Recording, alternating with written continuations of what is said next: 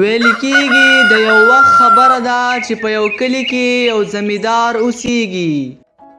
هغه زمیندار هره ورځ خپل پټي ته ځي او د هغه ځای نه لرګي راخلي او بیا یې په ټیکټر کې اچوي چې بازار کې خرڅوي. د زمیندار د کور خرچه زیاته وي او د ده په زمیندارۍ کې دومره پیسې نه وي چې دی پې خپل کور په صحیح طریقې سره وچلوي. یو ورځ دی په خپل کور کې خپه ولاړ وي چې خپله ښځه ورته وایي ته خو نن ډېر زیات خپه یې، ولې نن بیا څه چل شوی دی؟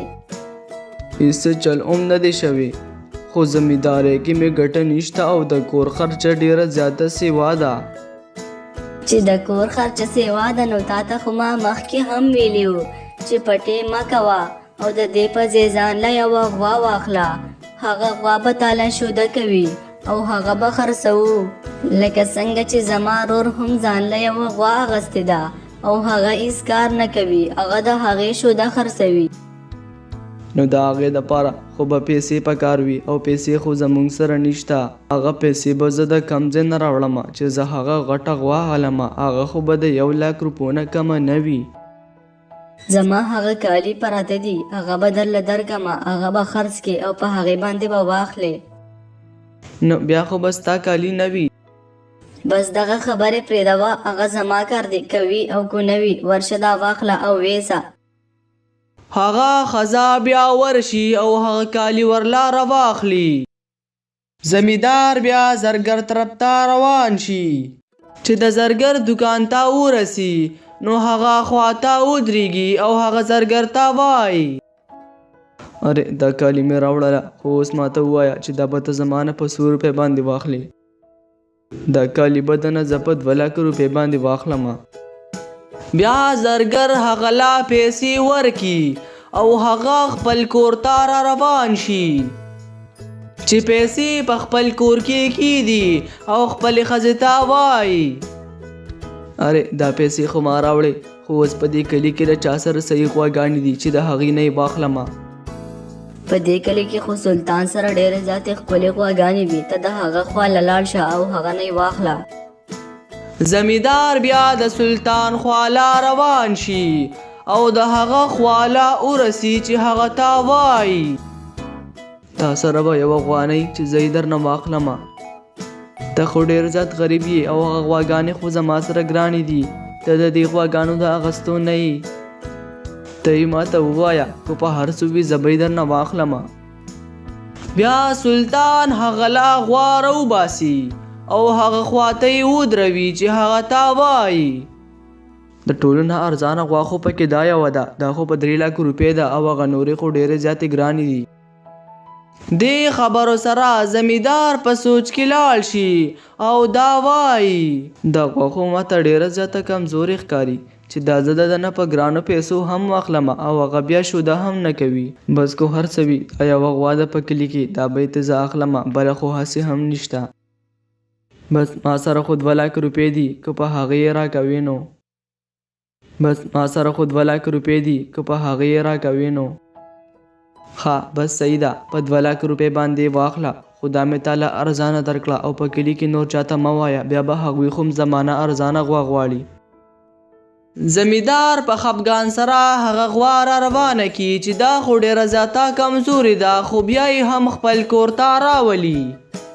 د زمیندار ښځه او زمیندار غوا باندې ډېر زیات خفه وي چې دا خو ډېره زیاته کمزورې ده. هغه سلطان ورسره دوکه کړې وي، په دوی باندې ناروغه غوا خرڅه کړې وي او پیسې یې زیاتې هم اخیستې وي. دوی بیا د غوا نه شوده ولوشي او هغه غوا ډېر زیات لږ شوده وکړي چې زمیندار بیا خپلې ښځې ته وایي زموږ نه خو هغه کالی هم لاړو او هغه پټې هم رانه لاړو، صرف دا غوا پاتې ده او دا خو دومره شوده نه کوي چې موږ پې خپل کور وچلوو. دا خو صرف دومره شوده کوي چې صرف مونږ یې استعمال کړو. د غوا د وجې بیا هغه زمیندار مړ شوی وي او د هغه ښځه ورته ولاړه وي چې ډېره زیاته ورته خفه وي. بیا د هغه سلطان نوکر سلطان ته وایي اره سلطانه تا ته خو پته نشته ما ته پرون پته ولګېده چې په دې کلي کې یو داسې چرګه ده چې هغه سونې والا انډې اچوي. دې خبرو سره سلطان ډېر زیات غوسه شي او خپل نوکر ته وایي تا ته څنګه خبرې کوي؟ ته ما دوکه کوي، ما مه دوکه کوه، هیڅ ضرورت نشته. زه دروغ نه وایم، زه ښه صحیح خبره کوم، راځه چې لاړ شو او ویې ګورو. پس کو دا خبره دروغ وه نو بیا دې خیر نشته. دوی بیا هغه کس خواله لاړ شي چې هغه سره یو چرګه وي او هغه د سونې انډې اچوي. اره دا چرګه ته خرڅوي، دا چرګه به یې ته ماله په 100 روپۍ باندې راکړي. دا چرګه خو ډېره زیاته ګرانه ده، دا خو په 15 لک روپۍ باندې ده، ځکه دا خو هر ورځ د سونې انډه اچوي او سونې انډه خو ځان له په 2 لک روپۍ ده. دې خبرو سره سلطان ډېر زیات حیران شي او بیا هغه ته وایي په دې چرګه باندې خو زما یقین هم نه راځي چې دا سونې والا انډې اچوي. چې ستا یقین نه راځي نو دا انډه له ځان سره ویسه، دا به ستا سره وي او چې سبا راځې نو زه به یې درته بله وښایمه، هغې به بله اچولې وي. سلطان له ځان سره انډه راواخلي او خپل ځای ته یې ورسوي. بیا چې کله شپه تیره شي او سهار شي نو سلطان د هغه خواله روان شي چې هغه کس سره یو بله سونې والا انډه هم وي او هغه چرګه په هغه ځای باندې ولاړه وي. دې لیدو سره د سلطان یقین راشي او سلطان ورته وایي اره بس زه تاله 15 لک روپۍ راوړم او دا چرګه به یې ته ماله راکړې. نه په دې باندې خو اوس یو ورځ اورېدلې ده، دا چرګه زه اوس په 15 لک روپۍ باندې نه ورکوم، دا به یې زه تاله اوس په 10 لک روپۍ باندې درکوم. دې خبرو سره سلطان هم ډېر زیات خفه شي او واپس خپل کور ته لاړ شي چې د خپلې ښځې کالي او د کور نه ټوله سونه راواخلي او د زرګر خولۍ ویسي چې په هغه باندې خرڅه کړي او د هغه نه ډېر زیاتې پیسې راواخلي چې بیا واپس د هغه کس خواله روان شي. ما خو اوس 10 لک روپۍ راوړئ، هسې نه چې ته اوس وایې چې دا په 15 لکه ده، بس دا 10 لک روپۍ واخله او دا چرګه ماله راکړه. ښه واخله که نه. هغه کس ورله سره د انډې هغه چرګه ورکي او دوی هغه خپل کور ته راوړي چې سلطان خپلې ښځې ته وایي اره بیګمو هغه ټول کالي چې ما خرڅ کړي وو او ته راته غوسه وې په هغې باندې ما دا چرګه واغسته، دا چرګه به اوس سونې والا انډې اچوي. دې خبرو سره سلطان ښځه ډېره زیاته غوسه شي او سلطان ته وایي اره دا ته څه ګډې وډې وایي، دا به څنګه د سونې والا انډې اچوي؟ بس ته صرف چرګې ته ګوره چې سبا څنګه سونې والا انډه اچوي او دا یوه انډه یې خو پرون اچولې وه او دا ما راوړه. دا انډه به یې زه اوس زرګر له ویسمه چې په هغه باندې یې خرڅه کمه. سلطان زرګر خواله روان شي او زرګر ته وایي اره دا خو سونې والا انډه ده، دا به یې ته مانه په 100 روپۍ باندې واخلې. دې خبرو سره زرګر سلطان ته وایي دا انډه خو به په 50,000 روپۍ زه ستانه واخلم. سلطان سوچ کې لاړ شي چې دا خو ډېره زیاته ارزانه زمانه اخلي، خو بیا دا سوچ هم وکړي چې هغه خو به سبا بله انډه هم اچوي، هغه به یې پې زه ګرانه خرڅه کم.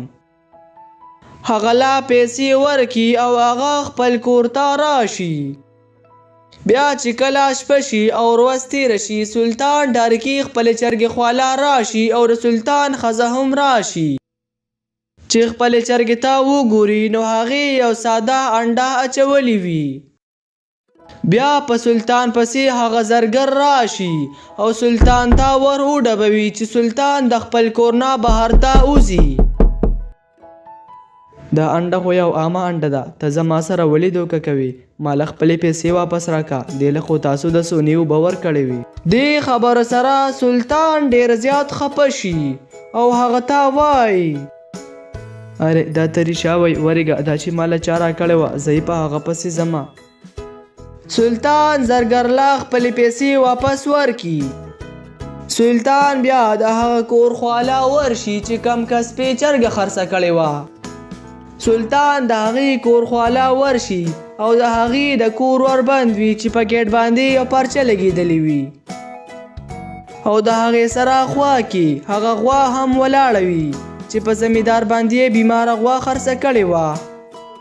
سلطان هغه پرچه راواخلي چې په هغې کې لیکلي وي زه د زمیندار رور یم، تا سره ما ځکه دوکه وکړه چې تا زما پر ور باندې بیماره غوا خرڅه کړې وه او ډېرې زیاتې پیسې دې هم ترې اخیستې وې ځکه هغه مړ شو.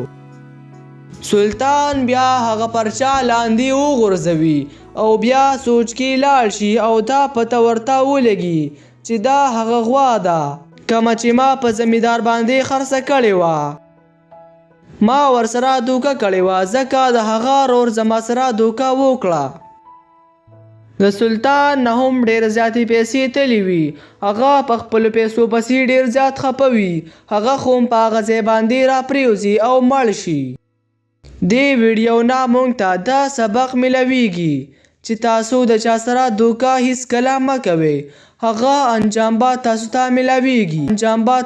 ملویږي.